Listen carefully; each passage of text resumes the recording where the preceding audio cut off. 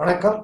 இதுக்கு முந்தைய வீடியோவில் நான் சகஜ பிராணாயாமம் சந்திரபேதா செய்வதை பற்றி சொல்லியிருந்தேன். ஒரே முறை ஒரு பிராணாயாமத்தில் 2 விதானங்களை சொல்லிக் கொடுத்தால் உங்களுக்கு சிறிது கன்ஃபியூஷன் ஏற்படும் என்று நினைத்து இந்த வீடியோவில்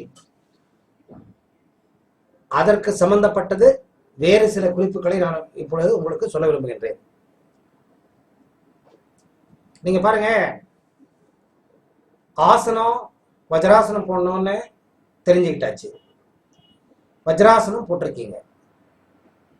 சகஜ பிராணாயாமத்துல உங்களுக்கு பூரக்கா ரேச்சக்கா. பூரக்கான்னா காத்த உள்ள இழுக்கிறது இன்ஹலேஷன், ரேச்சக்கான்னா காத்த வெளியே விட்டுறது எக்ஸலேஷன். இப்ப இன்னொன்னு அடிஷனல் கும்பகா. என்ன கும்பகா அப்படின்னா காத்த உள்ள பிடிச்சு வைக்கிறது. காத்த நீங்க எவ்வளவு நேரம் இழுக்கிறீங்க, அந்த இழுக்கிற நேரத்துல அட்லீஸ்ட் ஒரு பாதி நேரமாவது பிடிச்சு வைக்கணும். உள்ள 10 மாத்திரைகள் இழுத்தா 5 மாத்திரைகளாவது உள்ள வைக்கணும். இமீடியட்டா விட்டுறக்கூடாது. ஆனா இதுக்கு மாத்திரைகள்னு கணக்கில்ல. ரொம்ப ஜாஸ்தி கஷ்டப்பட்டு பிடிவாதமா உசுரை பிடிச்சி வச்சுக்கிட்டு விட வேண்டிய அவசியம் இல்லை. சாதாரணமா ஒரு அப்ராக்சிமேட்டா ஒரு 5 மாத்திரை, 1 2 3 4 5 செகண்ட் வச்சுக்கோங்க. போதும். As a beginner don't keep the prana shakti inside for a longer period. ரொம்ப நேரம் வச்சுக்காதீங்க. பழக பழக பழக பழக பழக நீங்க எவ்வளவு நேரம் அதிகமான நேரம் காத்த உள்ள வைக்கிறீங்க, அவ்வளவு பிராண சக்தி எல்லா இடத்துலையும் பரிமளமா வியாபிக்கும். அது பழகணும். இப்ப நீங்க பண்ணாதீங்க. இந்த பிராணாயாமத்துல குருக்கள் உதவி இல்லாம எந்த ஒரு காரியத்தை நீங்க பண்ணாலும் அதனுடைய பரிணாமம் ஏறக்குறைய ஆயிடும். அதனால ஜாஸ்தி நேரம் பிராணசக்தியை உள்ள பிடிச்சி வைக்காதீங்க. 5 செகண்ட் போதும். இப்ப என்ன பண்ணணும்னு கேட்டீங்கன்னா, அதனுடைய தொடர்ச்சி வீடியோ இது. அதுல நான் வெறும் உங்களுக்கு பூரக்கா ரேச்சக்கா சொல்லி கொடுத்தேன். இப்ப பாருங்க, பிராணாயாம முத்ரா இப்படி வச்சுக்கிறீங்க. பிராணாயாம முத்ரா கையில வைக்கிறீங்க. இந்த கையை இப்படி வைத்து கீழே வச்சுக்கோங்க. அப்டாமின்ல ஸ்ட்ரைட்டா இருக்கணும். இது நான் உங்களுக்கு சேர்ல உட்காந்துட்டு இருக்கேன். நீங்க கீழே வஜ்ராசனம் போட்டு வஜ்ராசனத்துல உட்காந்துக்கிட்டு பண்ணணும். ஓகே, இப்ப பாருங்க, சத்தம் வரக்கூடாது. நிதானமாயிடுங்க.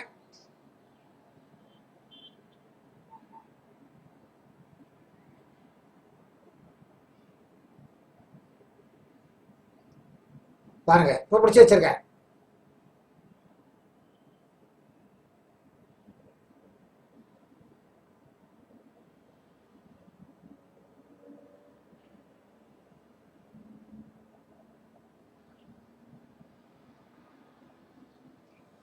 விட்டுட்டேன். திருப்பியும் வலது மூக்கை பிடிக்கிட்டு இடது மூக்கில் இழுக்கணும்.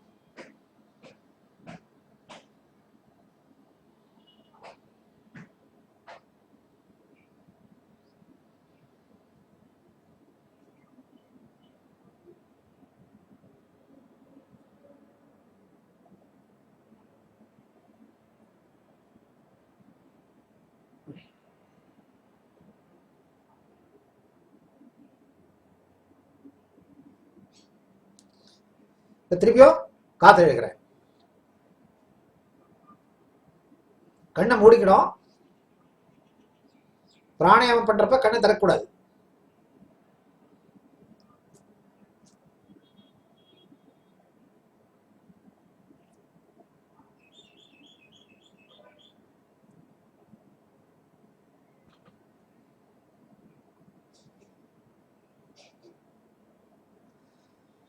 இப்ப உங்களுக்கு ஒரு டவுட் வரும்.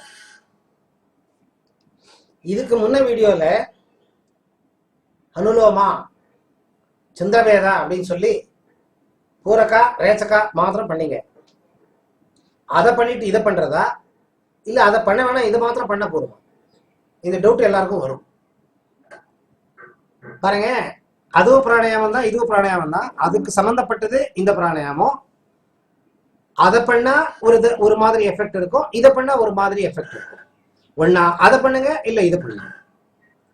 ரெண்டுத்தையுமே மிக்ஸ் பண்ணாதீங்க. அதை பண்ணிட்டு அப்புறமா இது பண்றேன் சார், இதை பண்ணிட்டு அப்புறம் அது பண்றேன், வேண்டியதில்லை. அது செய்யறதா இருந்தா அதையே பண்ணுங்க, 25 தடவை பண்ணுங்க. இல்ல இது பண்ணுங்க. இப்ப 2 தெரிஞ்சு வச்சுட்டு இருக்கீங்க. ஒண்ணு காத்தை இழுத்து வெளியே விடுறது, இன்னொன்னு காத்தை இழுத்து 5 செகண்ட் உள்ள வச்சுட்டு அதே காத்தை திருப்பி விட்டுறது.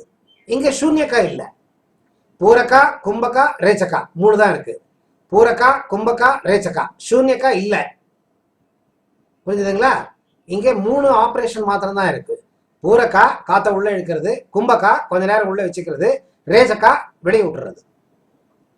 இவ்வளவு செய்யுங்க, போரும் ஆச்சே. இது பிராணாயாமம் செய்யறப்ப சில அஃபர்மேஷன்ஸ் இருக்கு. அது என்ன அஃபர்மேஷன்ங்கிறது நான் உங்களுக்கு நெக்ஸ்ட் வீடியோல சொல்லி கொடுக்குறேன்.